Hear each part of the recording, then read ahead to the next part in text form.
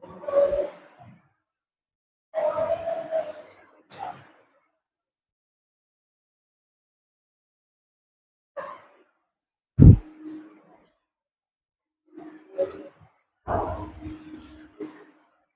मित्रों, मैं जीवराज जाट अपने YouTube चैनल अमृतवाणी क्लासेस पर आपके सामने फिर से हाजिर हूँ। अपना टॉपिक चल रहा था राजस्थान के प्रमुख राजवंश और उसका पार्ट नंबर 4 अपन आज लेकर आए हैं। इससे पहले 3 पार्ट जो है अपन ने डाले हैं YouTube पर, आप निश्चित रूप से जो है उनको देखिएगा। इससे पहले अपन CAT 12th ग्रेजुएशन या फर्स्ट ग्रेड या सेकंड ग्रेड, थर्ड ग्रेड का जो भी एक बहुत महत्वपूर्ण कॉमन टॉपिक था, जो राजस्थान की प्राचीन सभ्यताएं, वो अपन करवा चुके हैं। अगर आप कोई आज ही अगर इस वीडियो से जुड़ रहे हो आप लोग, तो आप कृपया पीछे जाके जो है पूरा एक टॉपिक राजस्थान की प्राचीन सभ्यताएं आप अपने YouTube चैनल से देख सकते हो। और इसके अलावा जो है राजस्थान के प्रमुख राजवंश, उनके भी 3 पार्ट जो है अपन अपलोड कर चुके हैं यूट्यूब पर, उनको भी जाकर आप देखें। एक कंटेंट को आप जो है सीक्वेंस से देखते हुए आगे चलेंगे तो आपके बहुत अच्छे से समझ में आएगी और ये कंटेंट आपको कहीं ना कहीं परीक्षा के आसपास ले जाएगा। ये निश्चित रूप से इस बात को आप मान के चलिएगा। तो देखिए साथियों, आप लोगों से मेरी रूबरू जो बात हो रही है, कमेंट के माध्यम से भी हो रही है, ऐसे भी आप लोग मेरे से बात कर रहे हो फोन करके और आपने बोला कि सर ये बहुत अच्छा कंटेंट है और हमें अच्छा लगा, इसके लिए आपको बहुत बहुत धन्यवाद। आप आगे भी इस क्रम को जारी रखिए, कमेंट करके मुझे बताते रहे कि क्लास कैसी चल रही है, सही चल रही है। और आप ये बात जरूर मुझे बताइएगा कमेंट करके कि किस किस ने जो है अपना टाइम टेबल फिक्स बना लिया है और उसके अकॉर्डिंग जो भी आपको सूटेबल लगता है, घर पे 3 घंटा, 4 घंटा, 5 घंटा, 6 घंटा, जैसा भी सूटेबल लगता है फिलहाल, या कोई 10 घंटा भी अगर टाइम टेबल निकाल के पढ़ रहे हैं। ऐसे कुछ लोग ऐसे भी है जैसे अपने चैनल से जुड़े हुए, जो 10 से 12 घंटे का टाइम टेबल भी उन्होंने बना रखा है। उनसे मेरी बात हुई तो उन्होंने कहा कि नहीं, मैं 10-12 घंटे आराम से निकाल रहा हूं। तो उनको तो बहुत बहुत धन्यवाद कि वो अपने पढ़ाई के प्रति बहुत सजग है। और मिडिल क्लास फैमिली के लोग हैं, अपन सब, अपना मोटा परिवार जो है वो इसी से जुड़ा हुआ है, तो अपने को लगना ही एकमात्र अपना उद्देश्य है और वही एकमात्र अपना विकल्प है। तो शुरुआत करते हैं अपन राजस्थान के प्रमुख राजवंश, जो मेवाड़ राजवंश अपना चल रहा था, गोयल सिसोदिया राजवंश अपन पढ़ रहे थे, उसका पार्ट नंबर 4 देखिएगा। पिछले पार्ट में अपन पढ़ रहे थे कि अपन ने पिछले पार्ट में जो पढ़ा वो पढ़ा था राणा कुंभा के बारे में। तो राणा कुंभा के बारे में जो है अभी अपना ये चल रहा है, इसको आप ध्यान से पढ़िएगा। महाराणा कुंभा को राणो रासो की उपाधि दी गई थी। क्यों? साहित्यकारों का आश्रयदाता था, इसलिए। मैंने पिछले वीडियो में भी बताया है कि राणा कुंभा साहित्य में रुचि रखता था। उसके दरबार में कई साहित्यकार थे और वो साहित्यकारों का आश्रयदाता होने के कारण राणो रासो कहलाता था। मैं फिर से कह रहा हूं, जिस प्रकार के आजकल एग्जाम में क्वेश्चंस पूछे जा रहे हैं, उस हिसाब से आप महाराणा कुंभा की सभी उपाधियों को अच्छे से याद कर लीजिएगा, क्योंकि आपको प्रश्न तो सेम वही मिलना है कि निम्नलिखित में से कौन सा एक कथन राणा कुंभा से असंगत है, और आपके सामने डेढ़ तरीके का विकल्प लेते हुए 4 ऑप्शन मिल जाएंगे आपको। तो याद रखिएगा, राणो रासो कहा जाता था कुंभा को क्योंकि वो साहित्यकारों का आश्रयदाता था, साहित्यकारों को आश्रय देता था। उसके दरबार में कई साहित्यकार थे। हाल गुरु कहते थे उसको। हाल गुरु क्यों कहा गया? क्योंकि पहाड़ी दुर्गों का स्वामी था वो। मैंने आपको पहले भी बताया है, क्या बताया है, कि मेवाड़ में महाराणा कुंभा ने मालवा के जो शासक है, अपन ने पढ़ के आए हैं अपन पिछले में, सारंगपुर में उनको हरा दिया। इस चैप्टर में पढ़ेंगे कि उनके और भी युद्ध हुए, उनमें अपने दुश्मनों को हराया उन्होंने और कई युद्धों का निर्माण किया, कई दुर्गों का निर्माण किया उन्होंने। जैसे अपन पढ़ के आए हैं कि महाराणा कुंभा ने अपने शक्ति के 2 केंद्र स्थापित किए थे। बताइए जरा, एक तो चित्तौड़ जो राजधानी था और एक कुंभलगढ़ में दुर्ग बनाकर उन्होंने अपनी शक्ति का दूसरा केंद्र स्थापित किया था। तो वो दुर्गों का निर्माण में उन्होंने खूब करवाया मेवाड़ में, इसलिए उसको हाल गुरु की उपाधि दी गई, पहाड़ी दुर्गों का स्वामी होने के कारण।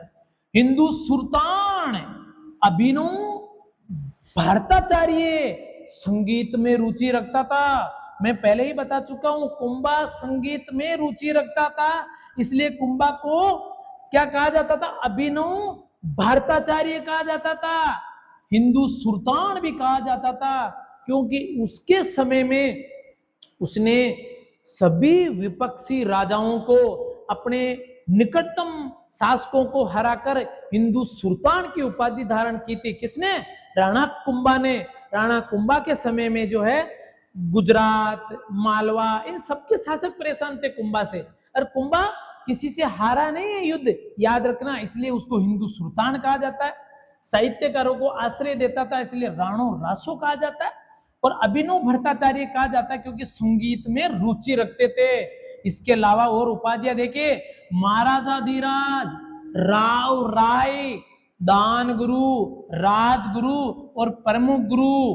गुरु उपाधियां बहुत ली, परम गुरु, राजगुरु, दान गुरु, महाराजा धीराज, राव राय, ये उपाधियां। आप उपाधियां अच्छे से याद रखिए। मैं फिर से कह रहा हूं, जिस प्रकार के आजकल पेपर पैटर्न चल रहा है, अब मान के चलिएगा आपसे कुछ भी पूछा जा सकता है। आगे देखिए, 1453 में कुंभा ने मारवाड़ से मंडोर छीन लिया।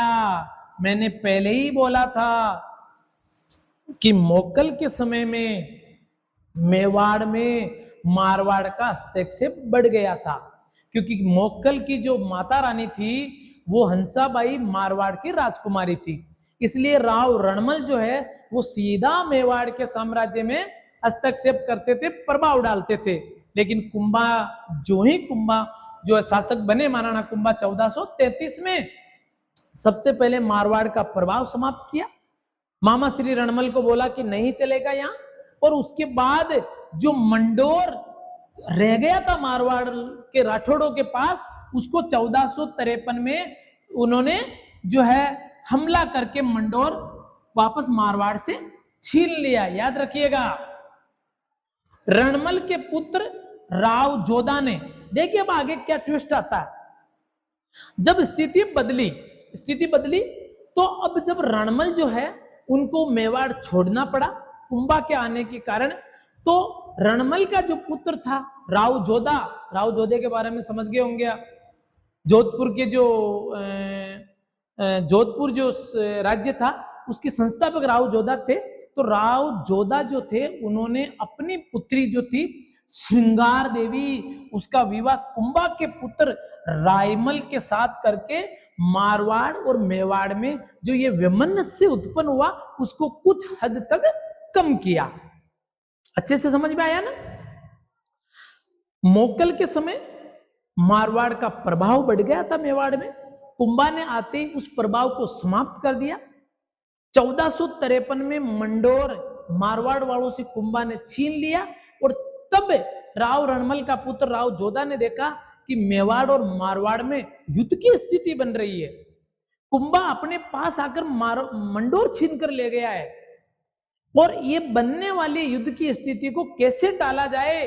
तो उन्होंने क्या किया, राव जोधा ने अपनी जो पुत्री थी मारवाड़ की राजकुमारी श्रृंगार देवी, उसका विवाह जो है उन्होंने किससे करवा दिया? वो करवा दिया कुंभा के पुत्र रायमल के साथ, कुंभा के पुत्र रायमल के साथ।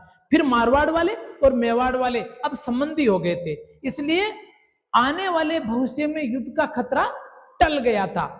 मारवाड़ और मेवाड़ में जो टकराव की स्थिति बन रही थी कुंभा के मंडोर छीनने के कारण, उसको कुछ हद तक राव जोधा ने अपनी पुत्री श्रृंगार देवी का विवाह रायमल से, जो कुंभा का पुत्र था, करके इस आने वाले टकराव को समाप्त कर दिया, इस बेर को समाप्त कर दिया। याद रखिएगा।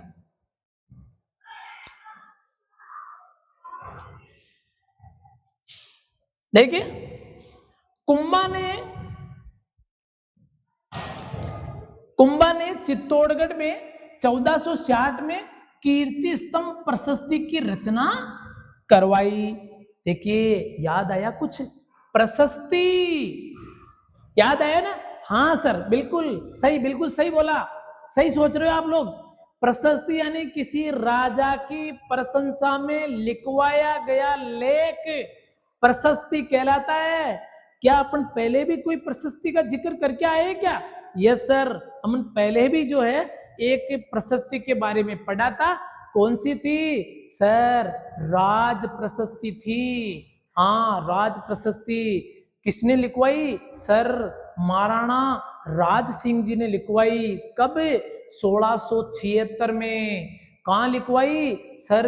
राजसमंद झील की जो पाल है, बताइए क्या नाम है उस पाल का?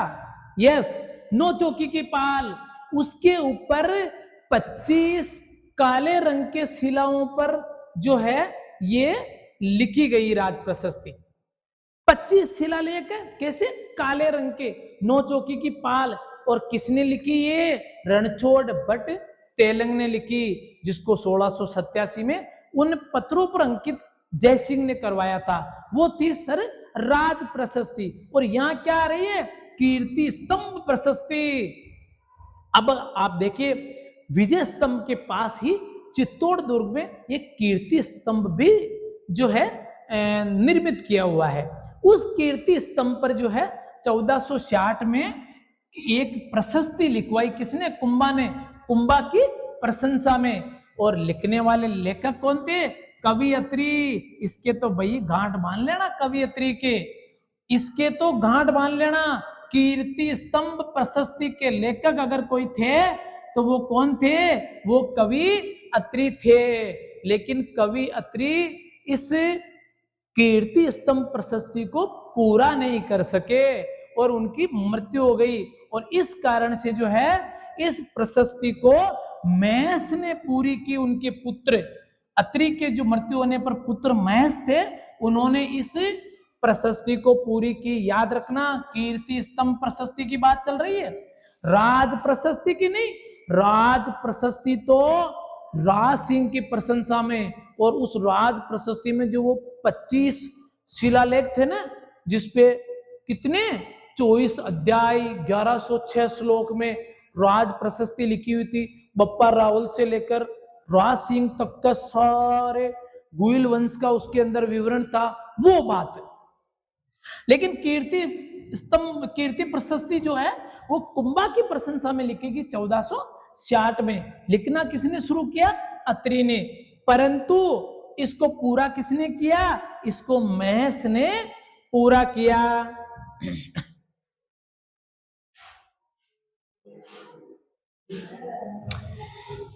देखिएगा, कुंभा ने नागौर के शम्स खां को भी युद्ध में हराया।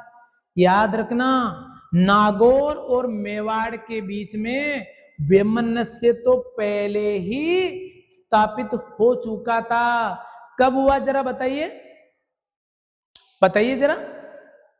अरे जब मोकल ने नागौर के फिरोज खान को रामपुरा भीलवाड़ा के युद्ध में 1428 में, कब? 1428 युद्ध कौन सा? रामपुर भीलवाड़ा। रामपुर भीलवाड़ा।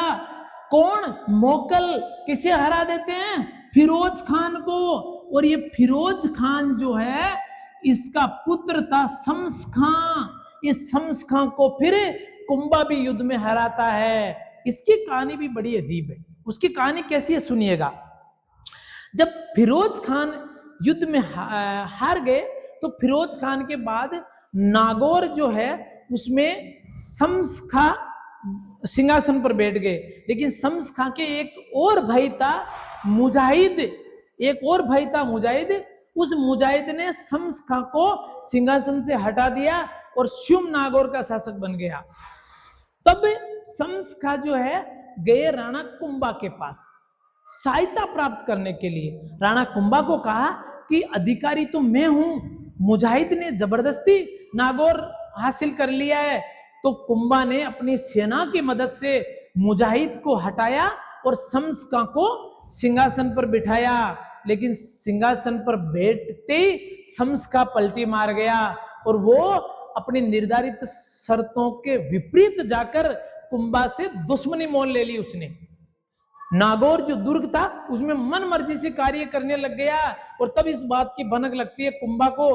कुंभा को कहा जाता है कि अपना ही सिंहासन पर बिठाया हुआ शम्स खां अपने ही विरोध में जाकर कार्य कर रहा है। तब राणा कुंभा ने सेना भेजी नागौर, और सेना भेजकर शम्स खां को युद्ध में हरा दिया। अच्छे से याद रखना, ये नागौर और मेवाड़ की लड़ाई की शुरुआत फिरोज खान मोकल का युद्ध, कौन सा, रामपुर भीलवाड़ा का युद्ध जो था उससे शुरुआत होती है। और उसके बाद कुंभा ने शम्स खां को, जो उनके पुत्र थे, उनको भी युद्ध में हराया। आगे देखिएगा, श्यामल दास, अरे वो श्यामल दास, बता दो जरा श्यामल दास की प्रसिद्ध पुस्तक का नाम बताइए। श्यामल दास की पुस्तक का नाम बताइए। याद आ गया? जी सर, याद आ गया, वीर विनोद। सर अभी तो हमने उसमें तीसरे जो टॉपिक था उसमें पढ़ा है सर वीर विनोद को, यानी वीर विनोद के लेखक श्यामल दास ने तो कहा था सर कि मोकल के नागौर के साथ 2 युद्ध हुए, एक जावर का, एक जोताई का। सर हम भूल नहीं सकते अब, और भूलना है भी नहीं आपको, ये कंटेंट याद रखने के। श्यामल दास ने क्या कहा, वीर विनोद के लेखक श्यामल दास ने, कि मोकल और फिरोज खान के बीच 2 युद्ध हुए, जावर या जोताई का युद्ध। लेकिन वास्तव में पता लगता है तो मोकल और फिरोज खान के बीच रामपुर भीलवाड़ा का युद्ध हुआ 1428 में, जिसके अंदर मोकल की विजय हुई। वही देखो श्यामल दास क्या कह रहा है, श्यामल दास कह रहे हैं कि पूरे मेवाड़ में 84 जो दुर्ग थे उसमें से राणा कुंभा ने 32 दुर्गों का निर्माण किया, 32 दुर्गों का निर्माण करवाया। इसलिए कुंभा को राजस्थान में स्थापत्य कला का जनक भी कहा जाता है। और कौन सी उपाधि दी जाती है, हाल गुरु। कौन सी उपाधि, हाल गुरु की उपाधि दी जाती है। किसको, कुंभा को। किस लिए, क्योंकि वो पहाड़ी दुर्गों का स्वामी था। और श्यामल दास कहते हैं कि 84 दुर्ग मेवाड़ में थे, जिसमें से 32 दुर्गों का निर्माण तो राणा कुंभा ने करवाया है। और जब दुर्गों का निर्माण राणा कुंभा ने करवाया है, तो दुर्गों का निर्माण जब राणा कुंभा ने करवाया है 32 का, तो निश्चित रूप से स्थापत्य कला का जनक उन्हें कहा जाएगा।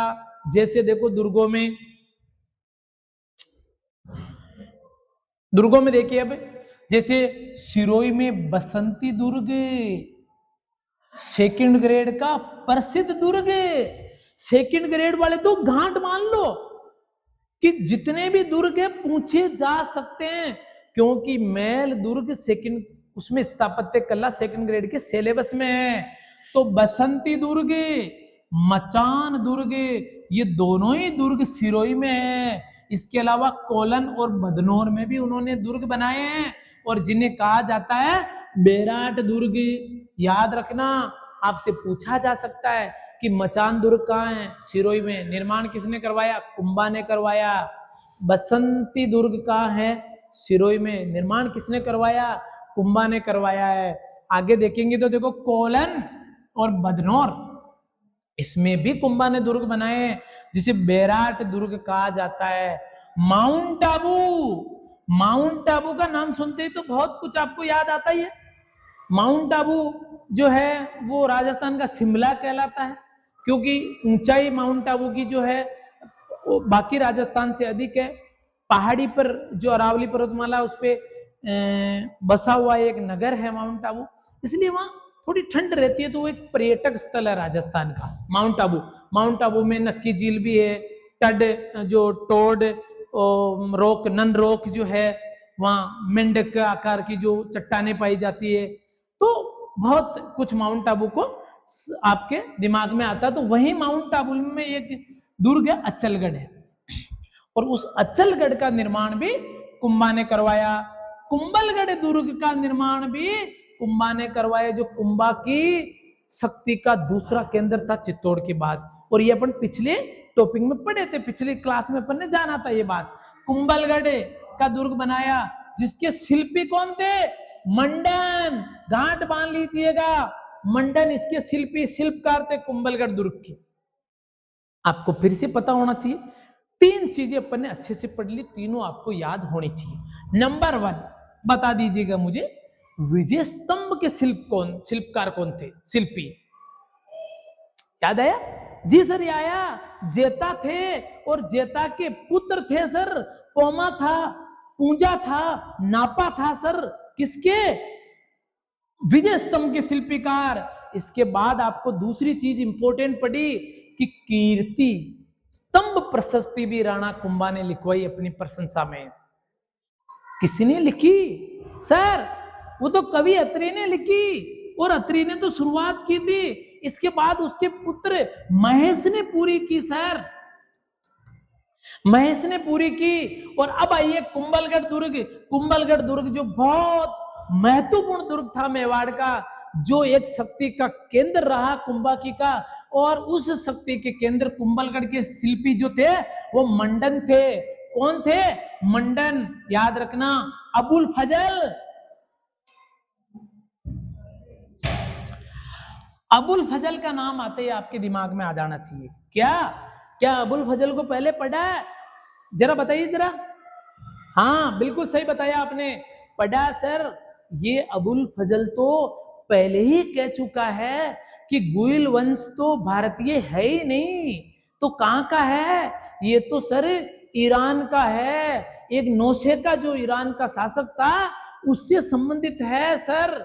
ये फजल यही कह रहा था, और वही अबुल फजल क्या कह रहा है आज कुंभलगढ़ दुर्ग के बारे में। याद रखिएगा अबुल फजल कि कुंभलगढ़ दुर्ग को अगर आप ऊपर देखने की चेष्टा करो नीचे दागे तो पगड़ीधारी की पगड़ी गिर जाती है। और ये सेकंड ग्रेड में कई बार पूछा गया है, फिर से पूछ सकते हैं, 3 तरीके से पूछ सकते हैं। किस दुर्ग के लिए ऐसा कहा जाता है कि अगर उसे पगड़ीधारी नीचे जाकर देखे तो उसकी पगड़ी सिर से गिर जाती है? तो किस दुर्ग के लिए कहा गया जरा? कुंभलगढ़ के लिए। किसके लिए कहा गया? कुंभलगढ़ के लिए। एकदम सही बता रहे हो आप, कुंभलगढ़ के लिए कहा गया है। दूसरा ऑप्शन आपसे पूछेगा कि कुंभलगढ़ जो है उस दुर्ग के लिए इस प्रकार की लाइन किसने कही? तब आपके दिमाग में आना चाहिए अबुल फजल ने कही। अबुल फजल कहता है कि कुंभलगढ़ दुर्ग को ऊपर देखने पर पगड़ीधारी की पगड़ी सिर से गिर जाती है। कुंभलगढ़ दुर्ग नहीं पढ़ रहे हैं अभी अपन, सामान्य जानकारी प्राप्त कर रहे हैं। जब दुर्ग पढ़ेंगे तो और कुंभलगढ़ के बारे में काफी चीजें अपने को देखने को मिलेगी। लेकिन कुंभलगढ़ दुर्ग का निर्माण भी राणा कुंभा ने करवाया है। मचान दुर्ग, बसंती का दुर्ग, बेराट के दुर्ग, ये सारे दुर्ग जो है ये कौन करवा रहा है? कुंभा। कितने दुर्ग? 32 दुर्गों का निर्माण 84 में से अकेले कुंभा ने करवाया है। ये बात कौन बताता अपने को? ये बात श्यामल दास बताते हैं। कुंभलगढ़ में एक लघु दुर्ग का मतलब दुर्ग के अंदर ही एक महल बनाया है जिसे कटारगढ़ कहते हैं। किसे क्या कहते हैं? कटारगढ़ कहते हैं। बहुत इंपॉर्टेंट है याद रखने के लिए। कटारगढ़ के बारे में और भी जानकारी आगे आएगी। कटारगढ़ मेवाड़ की आंख, यानी इसका जो मेवाड़ की आंख यानी कटारगढ़ की बनावट ऐसी बनाई थी उन्होंने कि जिससे मेवाड़ पर अच्छे से नजर रखी जा सकती है, इसलिए मेवाड़ की आंख कहते हैं कटारगढ़ को। कटारगढ़ अलग से कोई दुर्ग नहीं है, ये कुंभलगढ़ दुर्ग के अंदर ही एक महल बनाया हुआ जिसे लघु दुर्ग भी आप कह सकते हो। ये बात आपको याद रखनी है। आगे बढ़िएगा। राणा कुंभा के समय मालवा के महमूद खिलजी प्रथम आई याद? हाँ सर आ गई। ये तो हार गया था। कब हार गया? 1437 में हार गया। कौन सा युद्ध? सारंगपुर का युद्ध था सर। सारंगपुर के युद्ध में राणा कुंभा ने इसको बुरी तरीके से हराया महमूद खिलजी प्रथम को, और हरा के क्या किया भाई? बंदी बना लिया सर, बंदी बना लिया। उसको बड़ी मुश्किल से छोड़ा, और छोड़ते ही वो कुंभा के खिलाफ रणनीति तैयार करने लग गया। युद्ध सारंगपुर का 1437। और वो युद्ध जीता कुंभा, तभी तो विजय स्तंभ का निर्माण हुआ। बिल्कुल सही। और गुजरात के शासक कुतुबुद्दीन, देख लीजिएगा, क्योंकि मैंने नक्शे के माध्यम से, मैप के माध्यम से आपको बताया था कि गुजरात और मालवा दोनों की सीमा मेवाड़ को टच करती है, इसलिए कुंभा जब महत्वाकांक्षी शासक था तो युद्ध होना पॉसिबल था, संभावनाएं बढ़ गई थी, इसलिए सारंगपुर में हरा दिया था महमूद खिलजी प्रथम को।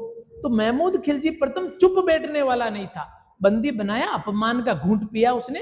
अपमान सामान्य रूप से सहन होता नहीं है, इसलिए वो जा पहुंचा गुजरात के कुतुबुद्दीन के पास।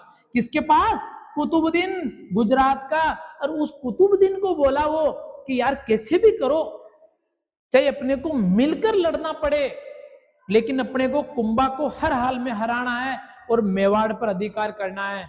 तो कुतुबुद्दीन ने भी मौका समझा इस बात को, उसने कहा कि बहुत अच्छी बात है, महमूद खिलजी प्रथम अपने पास आया है मदद मांगने, और वो अपनी मदद चाह रहा है कुंभा के खिलाफ, तो ऐसा करते हैं अपने एक समझौता कर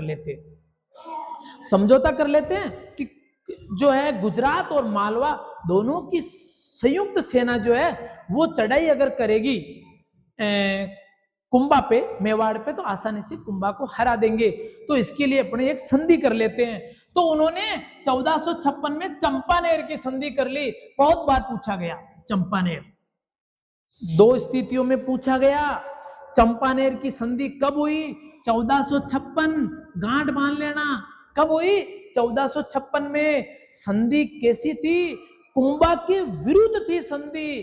किसने की? कुतुबुद्दीन गुजरात और महमूद खिलजी मालवा ने मिलकर संधि की कुंभा को हराने के लिए। कुंभा को युद्ध में हराना है, अकेलों की बस की बात नहीं थी, न कुतुबुद्दीन की बस की बात थी, न महमूद खिलजी की बस की बात थी। तो दोनों ने मिलकर चंपानेर की संधि कर ली। किसने? मालवा के महमूद खिलजी प्रथम ने और गुजरात के कुतुबुद्दीन ने मिलकर 1456 में चंपानेर की संधि कर ली। और संधि में क्या तय हुआ कि अपने को दोनों को मिलकर राणा कुंभा से लड़ना है। 1456 में युद्ध में कुंभा ने मालवा व गुजरात की संयुक्त सेना को हरा दिया। यहां भी क्या चालाकी करी कुंभा ने कुछ ऐसी व्यवस्था जमाई कि उन दोनों की सेनाओं में फूट पड़ गई और वो सेना हार गई युद्ध। गुजरात और मालवा की सेना जो चंपानेर की संधि करके लड़ने आ रही थी, उसमें कुंभा ने फूट डाल दी और वो सेना तितर बितर हो गई, युद्ध हार गई। आगे चलिएगा।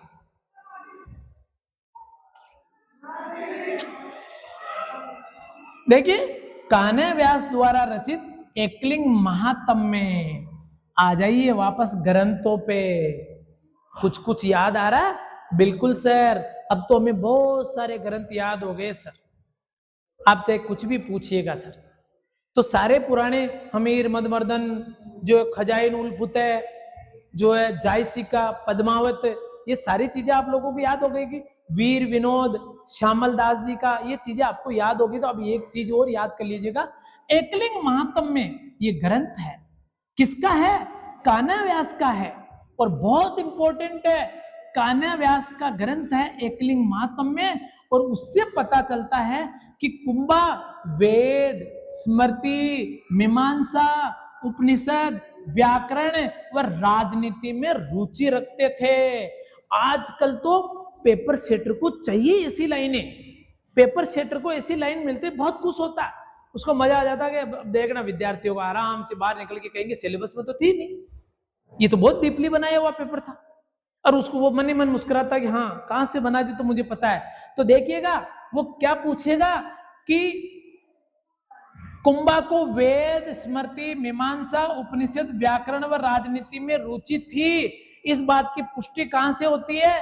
तो एकलिंग महात्म्य ग्रंथ से होती है। और एकलिंग महात्म्य ग्रंथ जो है वो कान्हा व्यास द्वारा लिखा गया। स्मृति, मनुस्मृति की बात चल रही, जिसको लेकर आजकल काफी अभी संसद में काफी बाउंडर हुआ था, उस शब्द को लेकर आप लोगों को वो देख लेना आप लोग, लेकिन मनुस्मृति की बात हो रही है। आगे चलिए।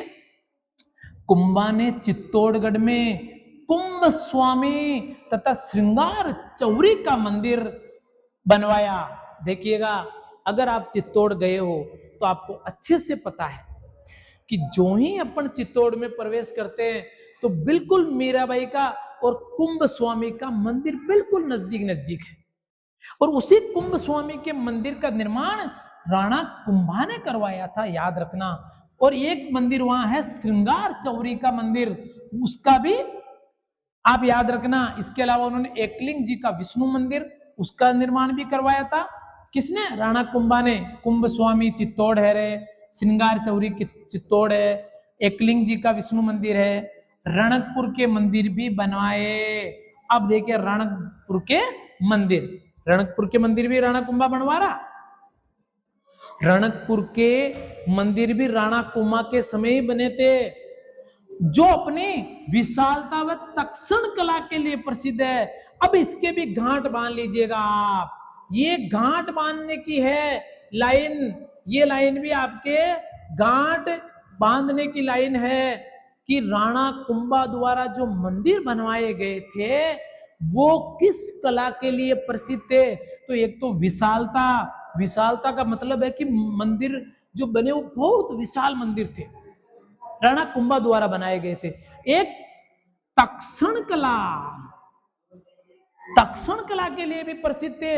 और मैं तो कहता हूं ये तो आजकल की जो पेपर पैटर्न चल रहा है उसमें तो ये करोड़ों का प्रश्न है। करोड़ ना तो मेरे पास है आपको देने के लिए, ना आप उनको रखोगे, आप भी खर्च कर दोगे, उनका कोई मतलब नहीं। लेकिन इस शब्द का मूल्य, इस प्रश्न का मूल्य करोड़ों ही रहेगा। तक्षण कला। अब आप कहोगे सर तक्षण कला क्या है? बिल्कुल तक्षण कला के बारे में बात करते हैं। पर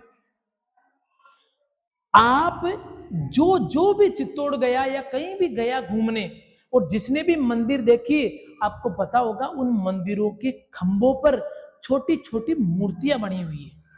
पूरा खंभा लिया जाता था और उस खंभे को तराश कर मूर्तियों में परिवर्तित किया जाता था, और वही कला तक्षण कला कहलाती है।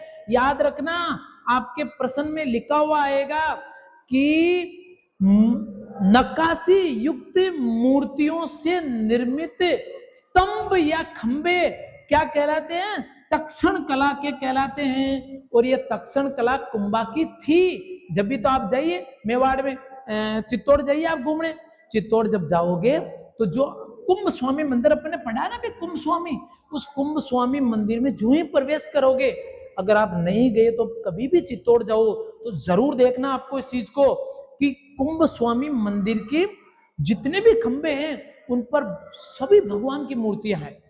ये और बात है कि वो मूर्तियां आज अब आपको खंडित अवस्था में मिलेगी, उनका किसी का पैर हाथ थोड़ा बहुत खंडित किए हुए हैं। और ये आपको पता है कि जब मुस्लिम आक्रांताओं ने चित्तौड़ में या सब जगह जब भी मुस्लिम आक्रांताओं ने प्रवेश किया और वो युद्ध जीत गए थे, तो वो निश्चित रूप से मंदिरों को, महल की मूर्तियों को जरूर खंडित कर देते थे। इसलिए आप इसको ध्यान रखिएगा, मूर्ति, भगवान की मूर्ति नक्काशी युक्त जो खंबे स्थापित, स्तंभ या खंबे बनाए जाते थे, वो तक्षण कला कहलाती थी। और ये तक्षण कला और विशालता कुंभा के द्वारा बनाए गए मंदिरों की एक अद्भुत विशेषता है। इसके घाट बांध लेना आप लोग, ये बहुत इंपॉर्टेंट लाइन है कि कुंभा ने जो भी मंदिर बनवाए हैं उसकी विशेषता थी एक तो तक्षण कला, यानी उन मंदिरों में जो खंबे थे उन पे और छोटी छोटी मूर्तियां थी पूरी इमारत पर, और एक विशालता, यानी उनके मंदिर बहुत बड़े बनाए गए थे। चलो आगे बढ़ते हैं। देखिएगा, कुंभा ने 5 भागों में संगीत राज लिखा। अपन अभी कह क्या है ना कि वो साहित्य में रुचि रखता था। क्या करता था? साहित्य और संगीत में रुचि रखते थे, संगीत में रुचि रखते थे, इसलिए तो उनको भारताचार्य, अभिनव भारताचार्य कहा गया। और साहित्य में रुचि रखने के कारण राणो रासो कहा गया उनको। तो उन्होंने एक तो संगीत राज ग्रंथ लिखा गया, इसको देख लेना। ये 2nd ग्रेड और 1st ग्रेड में कई बार पूछा गया है। और कैसे पूछा गया, आज तक के इतिहास में तो ये यही पूछा गया कि संगीत राज के कितने अंग थे। 5 भाग थे उसके, संगीत राज के। अब तक ऐसा ही प्रश्न आया है कि राणा कुंभा द्वारा लिखे गए ग्रंथ संगीत राज के कितने भाग थे? 5। लेकिन अब ऐसा नहीं आएगा, ऐसा नहीं आ रहा है, पैटर्न बदल गया, एग्जाम का प्रश्न का पैटर्न बदल गया। तो अब क्या आएगा? अब आएगा निम्न में से कौन सा एक भाग संगीत राज का नहीं है। इसलिए 5 भाग, पाठ रतन कोश, गीत रतन कोश, वाद्य रतन कोश, नृत्य रतन कोश और रस रतन कोश, ये 5 नाम आपको अच्छे से याद होने चाहिए। मैं फिर से कह रहा हूं, नए पेपर पैटर्न में जो है आपको यही पूछा जा सकता है कि निम्न में से कौन एक संगीत राज का भाग नहीं है। कितने भाग है संगीत राज के? 5। ग्रंथ किसने लिखा? ये कुंभा ने लिखा सर। संगीत राज कुंभा का था, कुंभा खुद साहित्य में रुचि रखता था, तो संगीत राज लिखा उसने 5 भागों में, और उसके अंदर एक भाग था पाठ रतन कोश। तो दूसरा कौन सा था? गीत रतन कोश। पाठ रतन कोश, गीत रतन कोश, वाद्य रतन कोश, नृत्य रतन कोश और रस रतन कोश। 5 का नाम याद कर लेना, ये 5 नामों में से आपको पूछ सकते हैं। इसके अलावा उन्होंने संगीत मीमांसा लिखा, इसके अलावा सूड या सुधा प्रबंध लिखा। अब एक बार प्रश्न ऐसा भी आया था भाई, वो सेकंड ग्रेड में तो नहीं था मेरे हिसाब से, कोई एसआई में या पटवारी में ऐसे प्रश्न पूछा था कि निम्न में से कौन सा एक ग्रंथ कुंभा का नहीं है। ऑप्शन 4 थे। 1 नंबर पर संगीत राज था, अपने को पता है कि संगीत राज कुंभा का ही है, 5 भागों में लिखा गया है। 5 भाग कौन से? पाठ रतन कोश, गीत रतन कोश, वाद्य रतन कोश, नृत्य रतन कोश और रस रतन कोश। ठीक है, समझ में आ गई? 5 भाग। तो ऑप्शन नंबर 1 था कि संगीत राज कुंभा का है। ऑप्शन नंबर 2 था कि संगीत मीमांसा, हाँ ये भी कुंभा का था। और तीसरा था सूड प्रबंध या सुधा प्रबंध, हाँ ये भी कुंभा का था। कौन सा? सूड प्रबंध या सुधा प्रबंध। और जो ऑप्शन नंबर उस प्रश्न का 4 था वो ही गलत था कि ये कुंभा का नहीं है। तो कुंभा के तीन ग्रंथों को अच्छे से याद रखे। संगीत राज 5 भागों में, कितने भागों में? 5 भागों में। पाठ रतन कोश, गीत रतन कोश, वाद्य रतन कोश, नृत्य रतन कोश और रस रतन कोश, 5 भाग संगीत राज के। इसके अलावा संगीत मीमांसा भी लिखा, बिल्कुल लिखा सर। इसके अलावा सूड या सुधा प्रबंध भी लिखा। आगे देखिएगा, चंडी शतक की व्याख्या की थी उन्होंने। एक ग्रंथ था पहले बाण भट्ट द्वारा लिखा गया। किसके द्वारा लिखा गया? बाण भट्ट से। हालांकि बाण भट्ट आपके सिलेबस में नहीं है, क्योंकि हर्षवर्धन आपके सिलेबस में नहीं है, तो बाण भट्ट नहीं है, तो आप लोगों से ये नहीं पूछा जाएगा। लेकिन बाण भट्ट का एक ग्रंथ था चंडी शतक, उसकी व्याख्या कुंभा ने करवाई।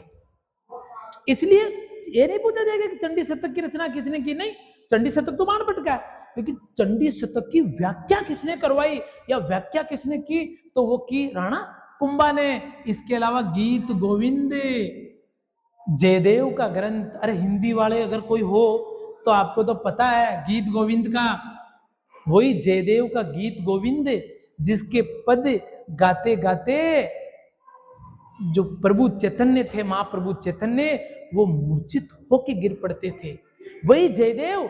तो जयदेव का गीत गोविंद और संगीत रत्नाकर सारंग देव का, इसके ऊपर टीका भी लिखी कुंभा ने, याद रखना।